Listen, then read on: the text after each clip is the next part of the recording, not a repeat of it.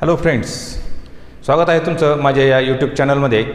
काल आपण practice set 3.2 मधले 4 प्रश्न पाहिले होते. ओके, चला तर मग त्यातला आता शेवटचा प्रश्न आणि तो हॉट्स या प्रकारचा आहे.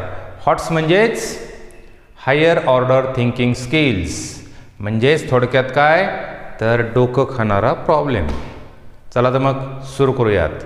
Hair is your 5th question.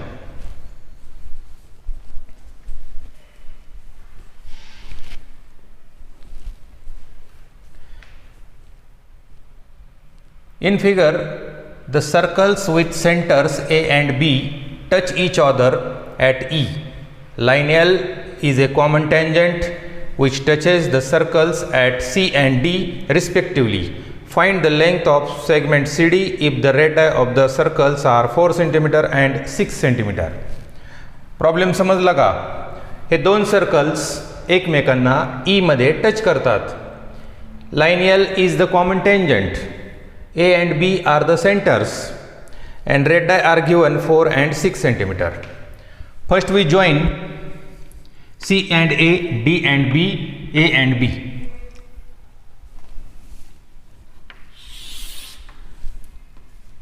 Construction.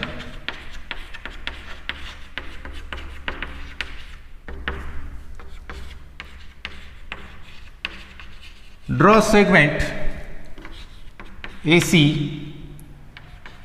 BD and AB.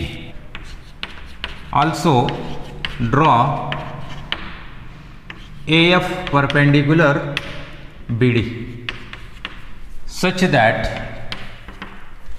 D dash F dash B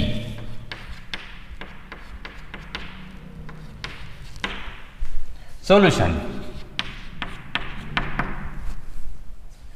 उत्तर आहे पानभर, पाठ नाही करायचं, मुद्दे लक्षात ठेवायचे आणि विस्तार करायचा.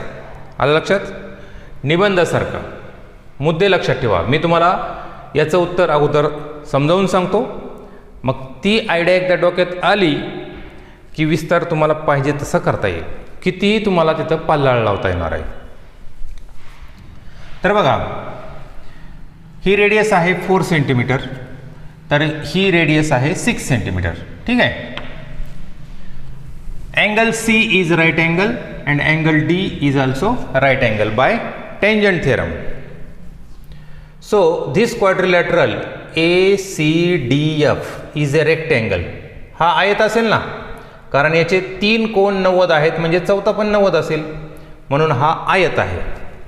मग रेक्टँगल आहे म्हणजे काय, तर मग त्याच्या अपोजिट साइड्स कशा असतील, कॉन्ग्रुएंट असतील. So AC is equal to 4, therefore AC is equal to FD is equal to 4. म्हणजे हे 4 आहे तर हे पण 4 असणार आहे, परंतु हे टोटल किती आहे 6. मग हे 4 गेले, राहिले किती 2.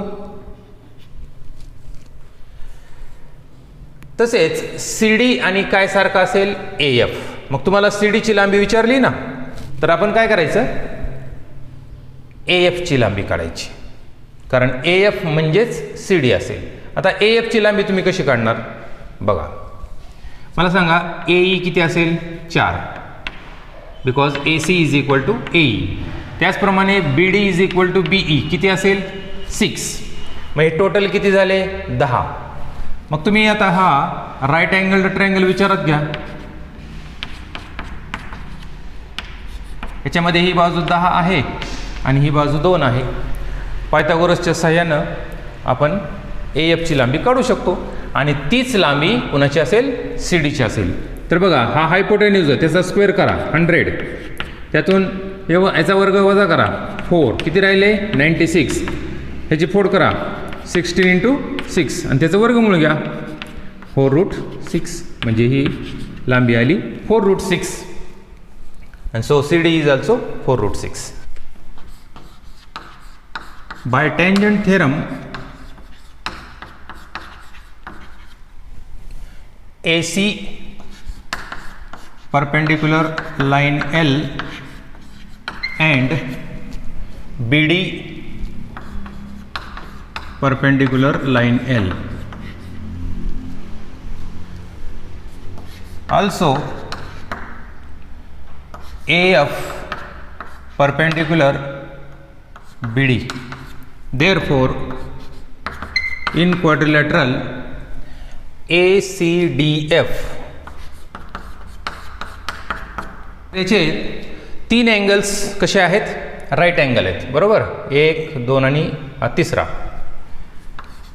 Angle ACD is equal to angle CDF is equal to angle AFD. AFD is equal to 90 degree. Therefore angle हा उरलेला अँगल पण 90 डिग्री असेल. Angle CAF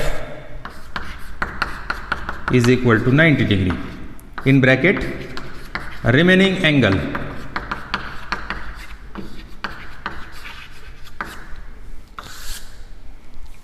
therefore quadrilateral ACDF is a rectangle and therefore AC is equal to FD is equal to 4 and AF is equal to CD. Reason for both is opposite sides. रेक्टेंगलचे opposite sides कशा असतात? Congruent. ठीक आहे, म्हणजे आपल्याला DF ची किंमत 4 मिळाली. मग आता त्याच्यावरून आपल्याला BF ची किंमत काढता येईल. Therefore BF is equal to BD minus FD is equal to 6 minus 4, that is 2. Also by theorem of touching circles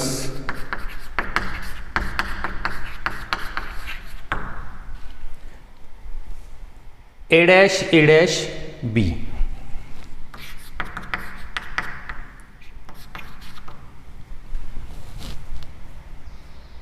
therefore AB is equal to AE plus BE is equal to 4 plus 6 is equal to 10 centimetre. म्हणजे या काटकोन त्रिकोणामध्ये तुम्हाला हायपोटेन्यूज आणि ही बाजू माहित झाली. आता तुम्ही AF बाजू काढू शकता. therefore in triangle AFB angle AFB is equal to 90 degree and therefore by Pythagoras theorem hypotenuse square, that is AB square, is equal to BF square plus AF square. So put the values. AB is 10, 10 square is equal to 2 square plus AF square.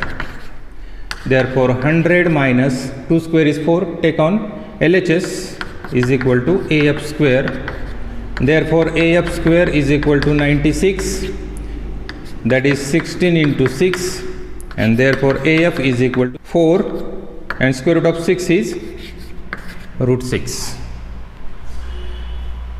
तर रेक्टेंगलच्या समोरासमोरील बाजू आहेत, त्यामुळे AF जेवढे असेल तेवढेच काय असेल? CD. and therefore AF is equal to CD is equal to 4 root 6 and therefore CD is equal to 4 root 6 centimeter. Write down.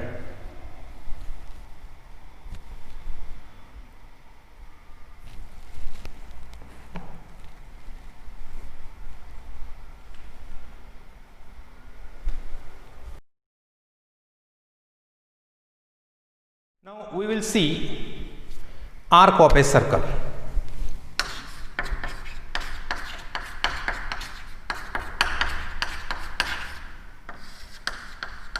याची पण थोडीफार माहिती तुम्हाला याच्या अगोदरच्या इयत्तेमध्ये तुम्हाला झालेली आहे.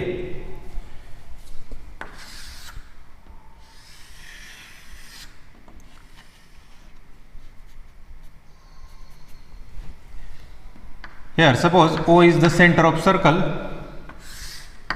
line L is the secant which intersect the circle at points suppose A and B, and suppose there are 2 points C and D on this circle. Now this circular part is divided into 2 parts by this secant L. हे जे circle आहे याचे 2 भागामध्ये या सेकंडनं काय केलेत, त्याचे 2 भाग केलेत. Okay, each part is called arc. थोडक्यात सांगू का, बांगडी खाली पडली, फुटली, समजा 3 भाग झाले, तिन्ही भागाला म्हणायचं आर्क ऑफ ए सर्कल. 2 भाग झाले, आर्क ऑफ ए सर्कल. फुटलीच नाही तरी पण सर्क्युलर आर्क, जशाला तशीच खाली राहिली. शक्य नाही, पण समजा बांगडी खाली टाकली आणि जशाला तशी राहिली तर ते सुद्धा आर्कच आहे. त्याला काय म्हणायचं, सर्क्युलर आर्क. तर हे आहे सर्क्युलर आर्क. ओके, तर आता या सेकंडमुळं या सर्क्युलर आर्कचे 2 पार्ट पडलेत, प्रत्येक पार्टला म्हणायचं आर्क. तर हे बघा, हा जो आर्क आहे आणि हा दुसरा आर्क आहे.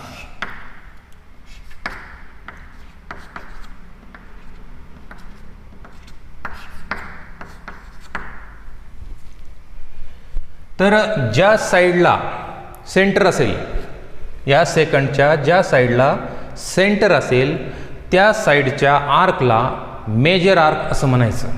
So this is major arc. आणि त्याच्या अपोजिट साईडच्या आर्कला म्हणायचं मायनर आर्क.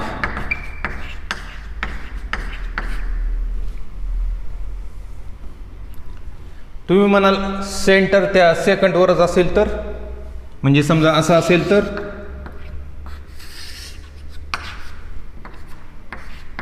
तर काय होईल, हे 2 आर्क तयार होतील. बरोबर. आता सेंटर कुठल्या साईडला आहे, कुठल्याच नाही, तर मग दोन्ही आर्क हे सेम असतील. बरोबर. तर मग या दोन्ही आर्कला म्हणायचं सेमी सर्क्युलर आर्क.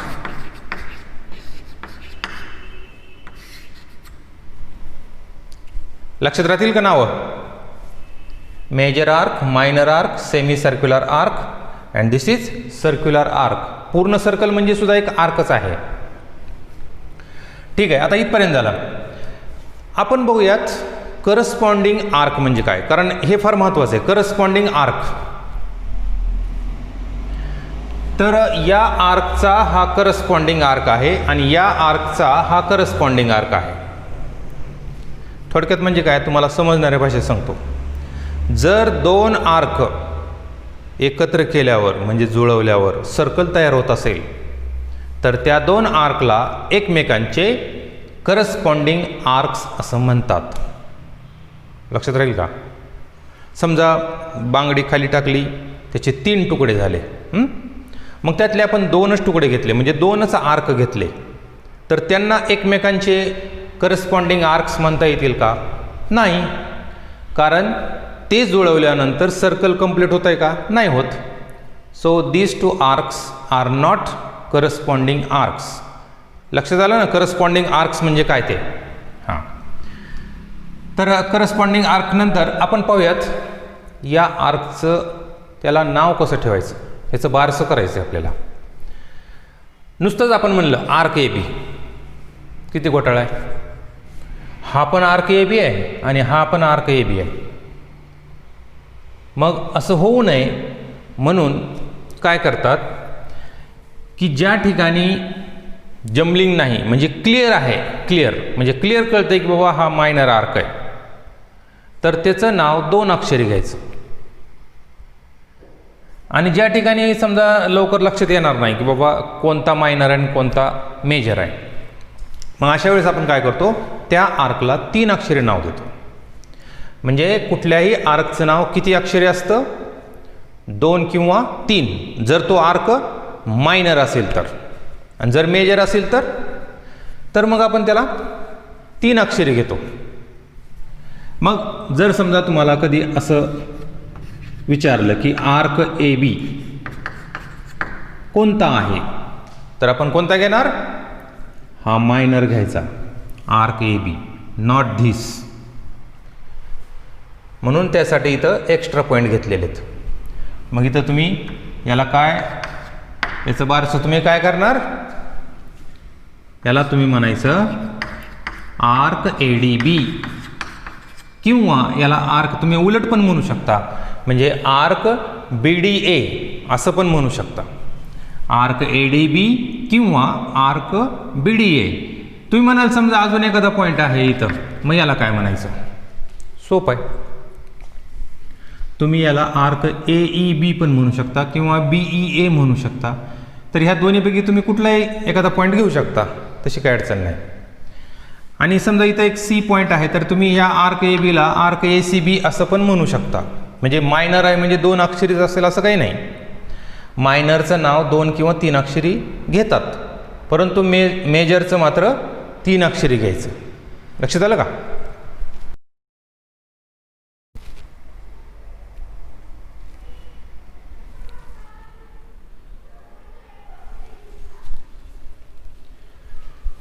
नाव सेंट्रल अँगल.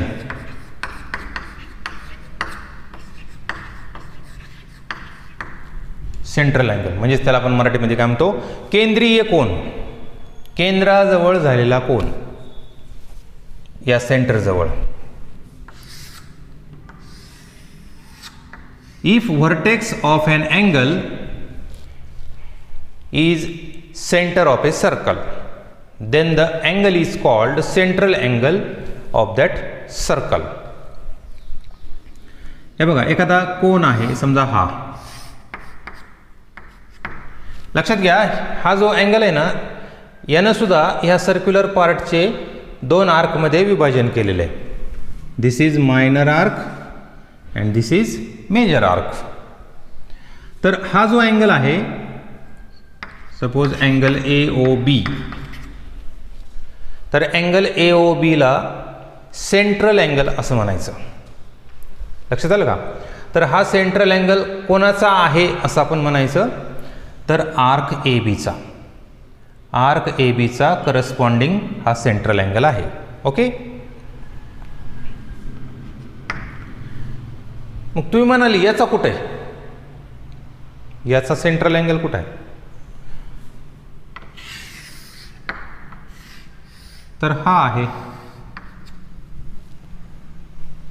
मग याचं माप कसं काढायचं, याचं तर समजा मोजून काढता येईल आपल्याला कोण मापक ठेवून, पण याचं कसं काढणार, तर मग त्यासाठी आपल्याला बघावं लागेल की बाबा सेंटरजवळ म्हणजे सर्क्युलर आर्कचं माप किती असतं हे आपल्याला पाहायचं आहे.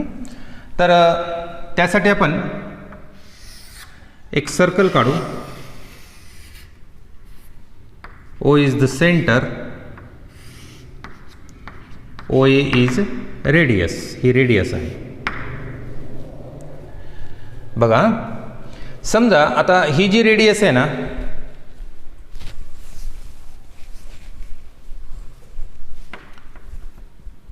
तर मी ती अशी ह्या अँगलमधून मूव्ह केलेली आहे, हे असं इथं फिरवून इथपर्यंत आणली.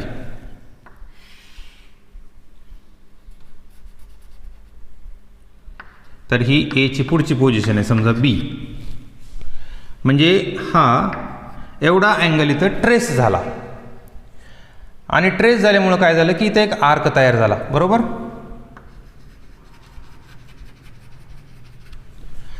तर मग एखाद्या आर्कचं माप म्हणजेच त्याच्या सेंट्रल अँगलचं माप असतं. म्हणजे समजा हा 30 अंश असेल ना, तर याचं पण 30च असणार, ह्या आर्कचं माप सुद्धा 30च असणार. मग समजा आपण इथं मूव्ह केलेलं आहे, समजा हे 30 डिग्रीमध्ये मूव्ह केलं आहे, तर मग इथून एवढा आर्क तयार झाला, मग या आर्कचं माप असेल 30 डिग्री. ओके. त्यानंतर आपण काय केलं की हे इथपर्यंत मूव्ह केलं, पण इथं न थांबवता समजा आपण याला इथपर्यंत आणलं, असं आणलं.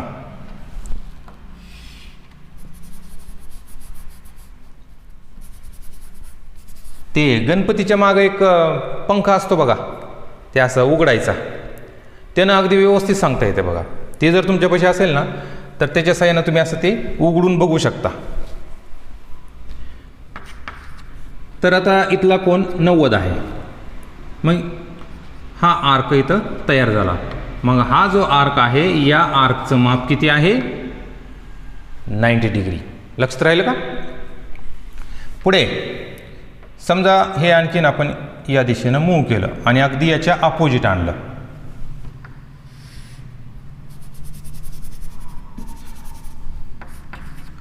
तर मग हा अँगल तयार झाला आहे ना, आणि याचं माप किती आहे 180 स्ट्रेट अँगल. तर आर्क इथं एवढा तयार झाला. आता हे सेमी सर्कल आहे बघा, म्हणजे वर्तुळाचा निम्मा भाग आहे आणि इथला कोण किती आहे 180. म्हणून आपण एक निष्कर्ष काढू शकतो. कोणता. Measure of semi circle is 180 degree.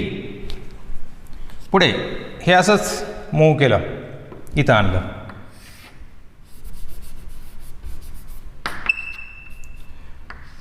तर हा एवढा अँगल ट्रेस झाला आणि इथं एवढा आर्क आपल्याला मिळाला. तर मग हा अँगल किती असेल 180 मध्ये पुन्हा 90 मिसळा 270. म्हणून याचं माप आहे 270 ह्या आर्कचं. आणि नंतर न थांबता पुन्हा आपण जागेवर आलो, म्हणजे हा पॉईंट इथंच आणला आपण फिरून, तर एक कंप्लीट अँगल तयार झाला. तर ते किती असेल 360 डिग्री. म्हणून वर्तुळाचं माप हे 360 अंश असतं. आता काही जण म्हणतील की आम्ही सर्कल जर मोठं काढलं तर मग इथला अँगल जास्त असेल का. नाही. हा जो सेंट्रल अँगल आहे ना तो रेडियसवर अवलंबून नाही. तुम्ही कितीही मोठं सर्कल काढा, कितीही छोटं काढा, पूर्ण सर्कलचं माप किती असणार आहे 360. हे लक्षात आलं ना. बरं ठीक आहे. समजा आपल्याला हे इथलं माप तुम्हाला विचारलंय, आपल्याला हे माहीत नाही आहे. आपल्याला विचारलंय की या आर्कचं माप किती सांगा. आपण काय करणार, लगेच प्रोटेक्टर घेणार आणि इथला कोण मोजणार, म्हणजे इथं असा कोण मापक ठेवणार आणि इथला कोण मोजणार आणि आपण सांगणार इथला कोण 30 आहे, म्हणजे या आर्कचं माप 30 आहे. बरोबर आलं. आता तुम्हाला विचारलंय ह्या आर्कचं माप सांगा, म्हणजे या कोणाचं माप सांगा. आता कोण माप कुठं ठेवणार आहेत तुम्ही. ठेवताच येणार नाही ना, कारण याचं माप 180 पेक्षा जास्त आहे आणि कोण मापकांना फक्त 180 पर्यंतच मोजता येते. मग यासाठी काय करावं लागेल आपल्याला, की आपल्याला हे माहिती आहे की पूर्ण सर्कलचं माप किती असतं 360. मग 360 मधून एवढंच हे 30 वजा करा ना, हे वजा करा. मग 360 मधून 30 गेले, किती राहिले 330. म्हणून या आर्कचं माप आहे 330. मग याच्यासाठी एक फॉर्म्युला तयार झाला. कोणता फॉर्म्युला तयार झाला.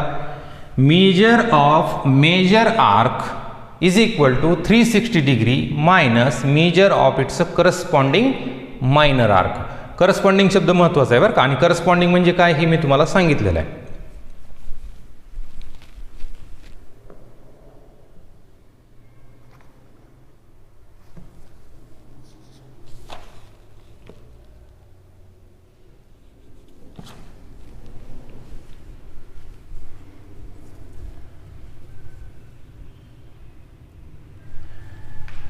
तर आपण काय काय शिकलो. Arc of a circle, major arc, minor arc, semi circular arc, circular arc, measure of an arc, measure of major arc. तर हे सगळं थोडक्यामध्ये मी लिहून देतो.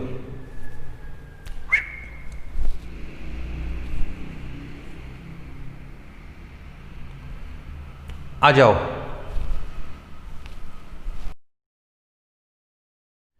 हे 3 पॉइंट्स लिहून घ्या.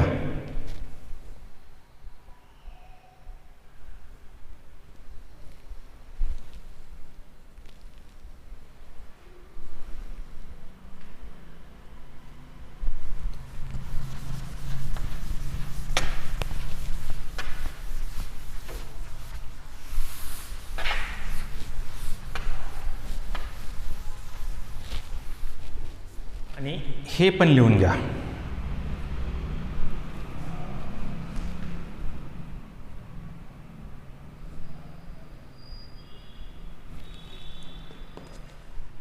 Now, congruence of arcs.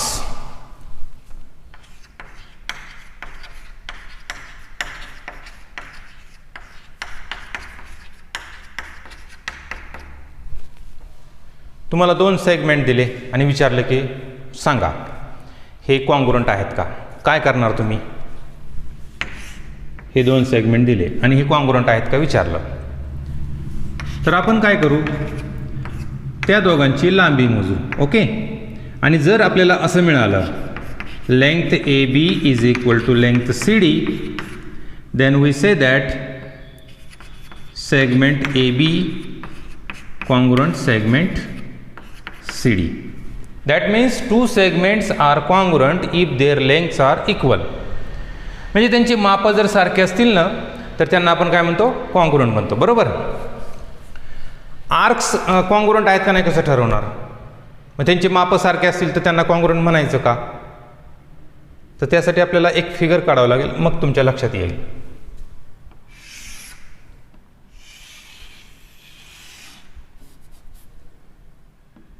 Suppose O is the center.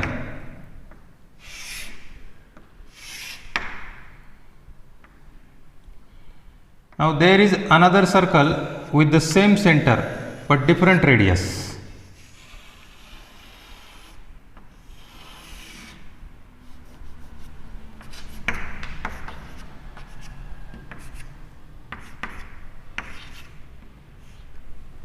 बघा, मला सांगा ह्या आर्क ए बीचं माप आपल्याला पाहिजे, तर आपण कसं काढणार? सोपं आहे, याच्या सेंट्रल अँगलचं माप काढायचं. मग समजा हे 100 डिग्री आहे, suppose it is 100 degree.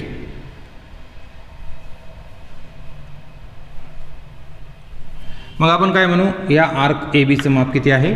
100 degree. Okay. मला सांगा आर्क पी क्यूचं माप किती? तेवढंच, कारण याचा पण हा करस्पॉन्डिंग सेंट्रल अँगल आहे. म्हणजे ह्या दोन्ही आर्कचं माप किती आहे? 100 डिग्री आहे.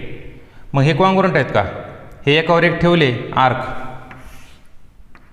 तर एकमेकांशी जुळतील का? बिलकुल नाही. म्हणजे नुसतं सेंट्रल अँगल सारखा आहे तर ते आर्क सारखे होतील का? होणार नाहीत. मग त्यासाठी आणखीन काय आवश्यक आहे, तर त्यांची ही रेडियस, ह्या आर्कची रेडियस आणि ह्या आर्कची रेडियस ही सेम असायला पाहिजे, कॉन्ग्रुएंट असायला पाहिजे, तरच त्यांना कॉन्ग्रुएंट आर्क्स म्हणता येतील. So 2 arcs are congruent if their corresponding central angles and radii are congruent. That means 2 arcs are congruent if their measures and radii are congruent. So we write 2 arcs are congruent if their measures and radii are congruent.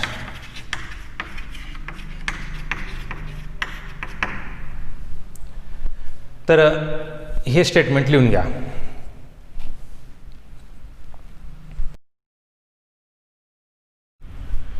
समजा 2 arcs A B आणि C D congruent आहेत, मग हे कसं लिहायचं? तर त्याला तुम्हाला असं लिहिता येईल, arc A B congruent arc C D. आता एक लक्षात घ्या, मेजर ऑफ आर्क आणि लेंथ ऑफ आर्क ह्याच्यामध्ये विद्यार्थी एवढा गोंधळ करतात.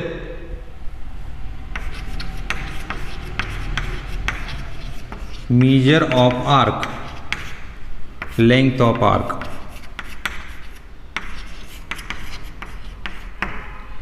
हे दोन्ही क्लिअर समजून घ्या. हे दोन्ही सेम नाहीत, हे वेगवेगळे आहेत. मेजर ऑफ आर्क म्हणजे थिटा, म्हणजे सेंट्रल अँगल आपण आत्ता काढला होता ना 100 डिग्री वगैरे, तर त्याला म्हणायचं मेजर ऑफ आर्क. आणि लेंथ ऑफ आर्क म्हणजे काय?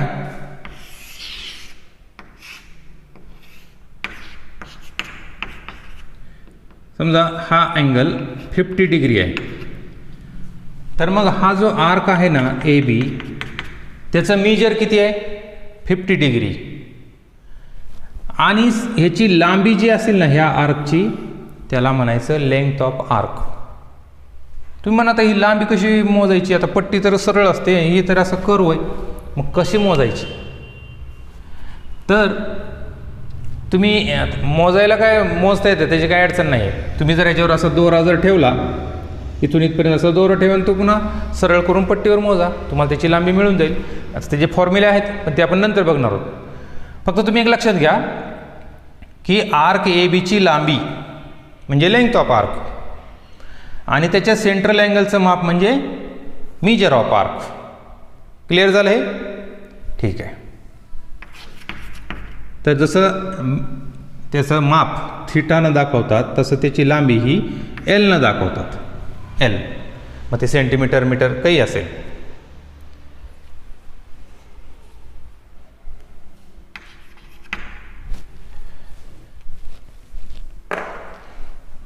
तर या व्हिडिओमध्ये इतकंच. राहिलेला भाग उद्याच्या व्हिडिओमध्ये. Okay, thank you.